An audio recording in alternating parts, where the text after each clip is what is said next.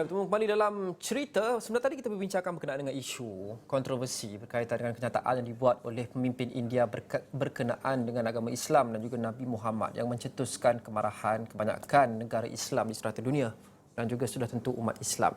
Itu memperlihatkan cabaran yang lebih besar. Bukan satu isu itu saja tetapi diskriminasi, xenofobia, Islamofobia yang berlaku.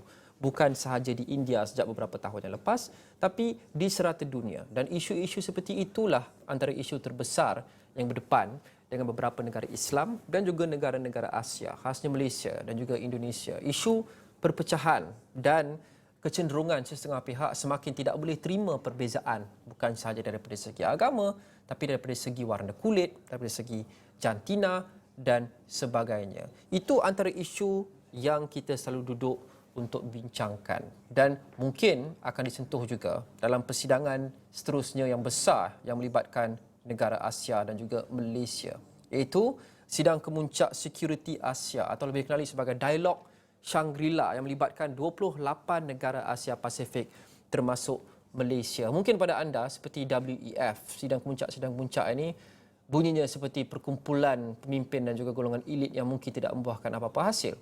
Tapi bagi skeptik di luar sana, ini mungkin adalah titik permulaan yang akan membuka landasan untuk kita mencari penyelesaian yang realistik dan mampan dan juga berjangka panjang untuk masalah-masalah terbesar yang kita hadapi di Malaysia dan juga di rantau Asia. Apa yang kita boleh jangkakan menjelang Dialog Shangri-La 2022? Wartawan Faris Azman meneliti perkara ini. Faris, mungkin ada yang skeptik di luar sana. Dialog ini, sidang kemuncak ini nampaknya seperti perkumpulan golongan elit pemimpin yang akhirnya kurang membuahkan sebarang hasil. Kita baru saja tamat WEF sebagai contoh, Forum Ekonomi Sedunia. Bagaimana Dialog Shangri-La ini berbeza dan sudah tentu soalan utamanya adalah apa yang menjadi antara isu fokus pada dialog tahun ini? Baik, Lokman, ini adalah dialog Shangri-La selepas 2 tahun pandemik COVID-19 melanda dunia.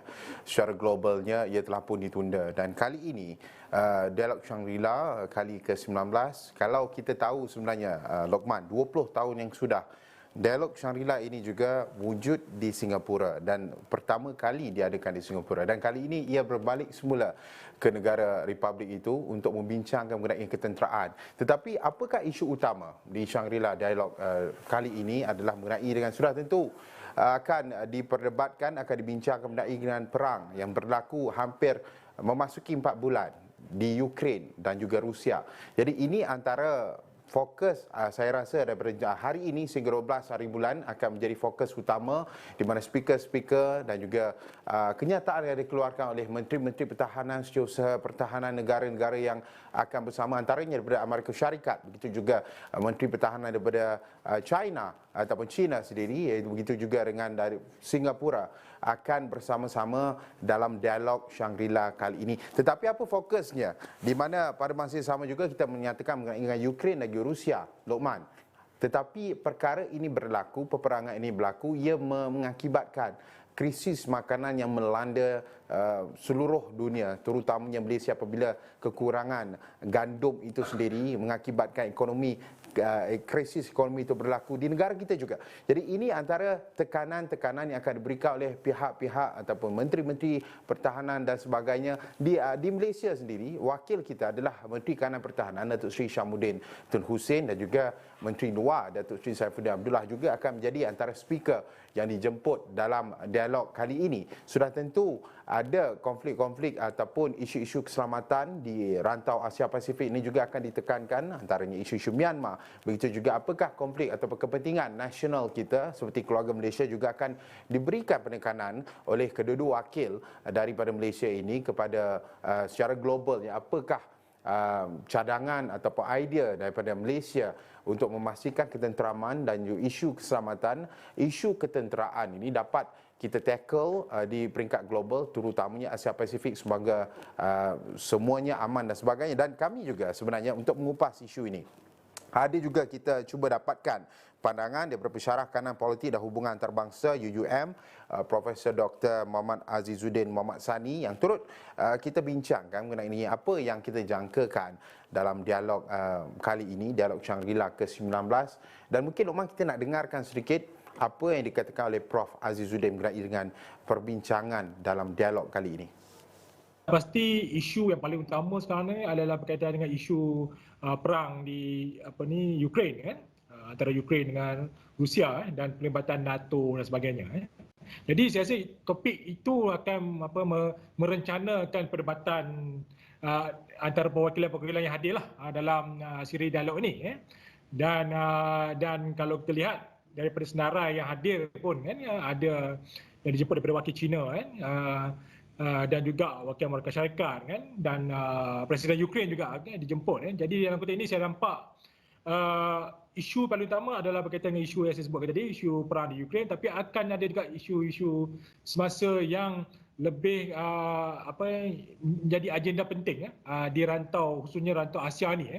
Khususnya kalau melibatkan China, mungkin isu berkaitan dengan perang dagangan antara Amerika Syarikat dan China, dan juga isu Laut Cina Selatan akan menjadikan isu perbincangan, dan juga isu ekonomi dan bagaimana negara nak keluar dalam dalam era pasca COVID ini, macam mana perjalanan dunia selepas ini, dan bagaimana negara, kalau kita lihat sekarang ni semua ingin bangkit keluar daripada kemelesetan ekonomi kesan daripada COVID-19 dan cuba untuk merancangkan ekonomi global lah. Jadi isu, kalau lihat pada semua konteks itu, saya rasa isu paling utama yang dibincangkan terutama sekali adalah isu dasar luar negara, perspektif negara masing-masing, melihat rantau global dan juga peranan negara tersebut berdasarkan kepentingan nasional masing-masing. Perkara kedua saya rasa berkaitan dengan isu ketenteraan, sebab melibatkan ada perang di Ukraine ini, yang kita tidak mahu perang itu merebak ke rantau lain yang menyebabkan jadi satu perperangan dunia yang baru. Kita tak nak ke arah itu. Jadi itu mungkin yang akan diperdebatkan. Dan ketiga adalah isu ekonomi, keluar dalam era pasca COVID inilah. Ya, Faris, seringkali dalam perkumpulan banyak negara seperti ini, kita sudah tentu akan ada beberapa agenda yang menjadi payung, agenda besar seperti yang Prof Azizuddin sebut tadi. Perang Rusia, Ukraine, krisis makanan, pemulihan pasca COVID-19 dan sebagainya.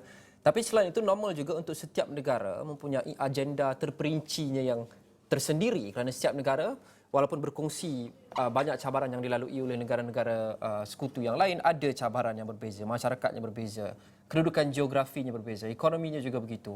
Bagi Malaysia, apa antara agenda atau matlamat spesifik yang akan diletakkan ketika menghadiri dialog Shangri-La kali ini? Baik, kita jangkakan sebenarnya seperti mana saya katakan Menteri Kanan Pertahanan dan juga Menteri Luar juga akan membawakan bagaimana konsep keluarga Malaysia itu dapat diterjemahkan secara global kepada kita tahu negara-negara jiran di Asia Pasifik, bagaimana untuk mengukuhkan kita katakan jalinan ketenteraan, jalinan kerjasama dari sudut perdagangan, ekonomi dan sebagainya. Pada masa yang sama, beberapa isu-isu keselamatan juga mungkin akan disentuh Loman. Antaranya isu, kalau kita tahu Laut Cina Selatan, bagaimana beberapa kali kita dengarkan mengenai dengan keselamatan di antara perebutan di antara kuasa-kuasa besar di sepadan negara kita di Laut Cina Selatan. Begitu juga bagaimana navigasi Selat Melaka itu sendiri, apakah tuntutan-tuntutan yang boleh kita buat, seperti mana Prof Azizuddin juga turut menyebut memetik bahawa mungkin perlu code of conduct mengenai dengan Laut Cina Selatan untuk memastikan keamanan di antara perebutan-perebutan kuasa besar ini tidak lagi berlaku. Tetapi kita lebih menjurus kepada kebangkitan negara-negara terutama Asia Pasifik, bagaimana kerjasama itu perlu dijalinkan dari sudut ekonominya, dari sudut perdagangannya. Kita melupakan dahulu ketegangan isu ketenteraan yang boleh berlaku, boleh mencetuskan konflik dan sebagainya. Jadi ini antara dialog yang kita lihat bagaimana Malaysia akan memainkan peranan sebagai orang tengah ataupun kita katakan negara yang penting untuk memberikan idea-idea untuk memastikan bahawa konflik-konflik ini boleh kita jauhkan daripada tercetus, terutamanya Asia Pasifik sebenarnya, Luqman.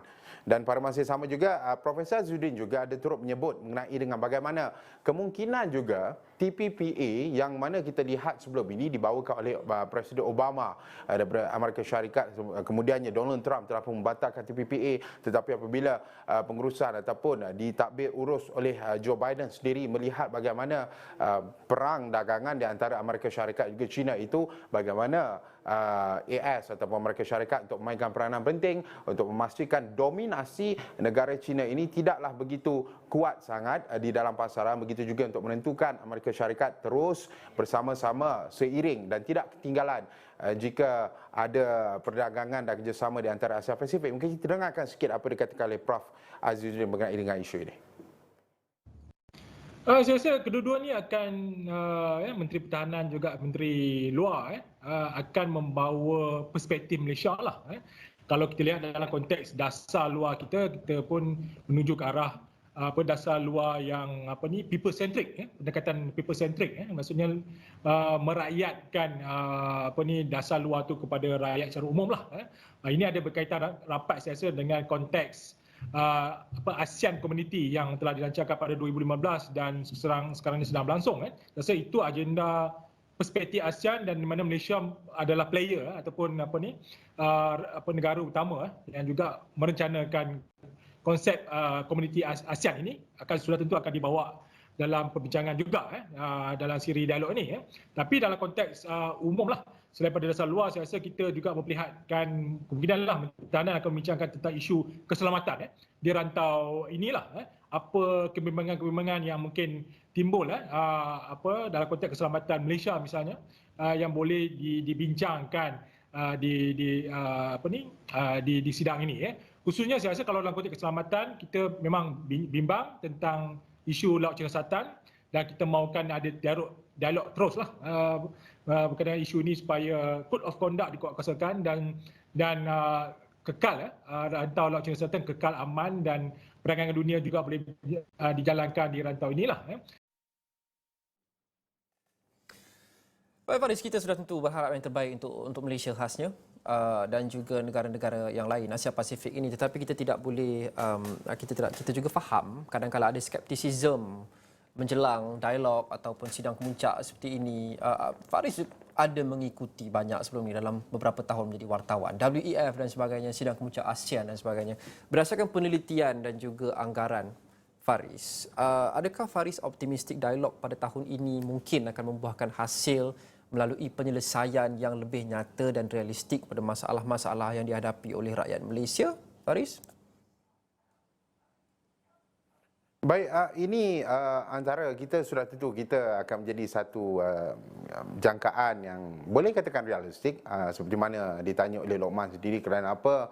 Kerana sebenarnya kebangkitan untuk terutamanya negara kita untuk bangkit semula selepas pandemik COVID-19 memerlukan bukan hanya kerjasama antara rakyat dan kerajaan, tetapi kerjasama G2G di antara government to government, antaranya negara-negara jiran, bagaimana kolaborasi di antara negara-negara ini untuk membangunkan, untuk memberikan manfaat kepada negara-negara jiran tetangga kita, Asia Pasifik dan sebagainya. Sudah tentu perbincangan kali ini juga adalah perbincangan secara direct, perbincangan di antara Menteri Pertahanan, Setiausaha Pertahanan, di antara diplomat, begitu juga dengan kita katakan dengan high rank military official, bagaimana untuk kita mendapatkan buah fikiran dan idea-idea untuk merencanakan tindakan-tindakan yang boleh kita katakan tidak mengganggu gugat ketenteraman dari sudut keselamatan dan sebagainya. Malaysia juga memainkan peranan sebenarnya, Lokman. Kalau kita katakan dari sudut keselamatan, kita mengatakan ekonomi saja, tetapi keselamatan itu amat penting. Jadi apakah yang kita bawa idea-idea ini, boleh dicerapkan idea ini, boleh dilaksanakan untuk memanfaatkan rakyat Malaysia khususnya, begitu juga di jiran tetangga di Asia Pasifik, di Indonesia, di Filipina, di Myanmar. Isu Myanmar juga perlu diselesaikan. Jadi ini kalau kita katakan mungkin ada perspektif rakyat di luar sana mengatakan ini hanya retorik, tetapi apa yang utama, isu ini kita bawa, idea ini kita bawa dan kita garapkan dan boleh kita laksanakan di negara kita. Sudah tentu ini yang kita harapkan dalam dialog Shangri-La kali ini, Lokman. Ia memberi manfaat kepada rakyat Malaysia khususnya. Ya, rakyat memberikan mandat dan juga kepercayaan kepada pemimpin kita bukan sahaja untuk menyelesaikan isu kita secara domestik, tapi untuk membawa dan mewakili suara kita di peringkat global dan juga di pentas regional. Terima kasih Faris Azman. Itu saja untuk cerita pada hari ini. Kita akan terus mengikuti semua yang kita ceritakan dalam episod ini termasuk dialog Shangri-La. Itu saja. Kita jumpa lagi selepas ini. Assalamualaikum dan salam hormat.